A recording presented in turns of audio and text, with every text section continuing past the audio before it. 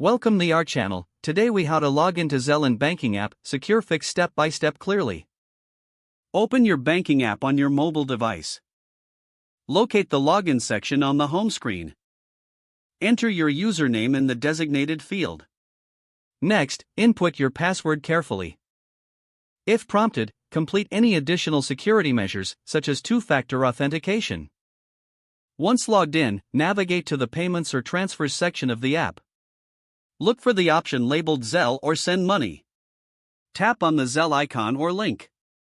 If this is your first time using Zelle, you may need to accept terms and conditions. Follow the prompts to link your email or phone number associated with your Zelle account. Verify your information to ensure it matches what Zelle has on file. After verification, you should see a confirmation that your Zelle account is linked. Explore the features available, such as sending or requesting money. If you encounter any issues during the login process, check your internet connection. Consider closing and reopening the app if problems persist. If necessary, reset your password through the banking app. Always ensure you log out of your account after completing transactions for added security. If the page does not load, refresh the browser or try again in a private or incognito window. Make sure you are using the correct email address, then retype it carefully to avoid small typos. If your password is not accepted, use the reset option and create a new strong password you can remember. Check your spam folder for verification or security emails, then complete any requested confirmation steps.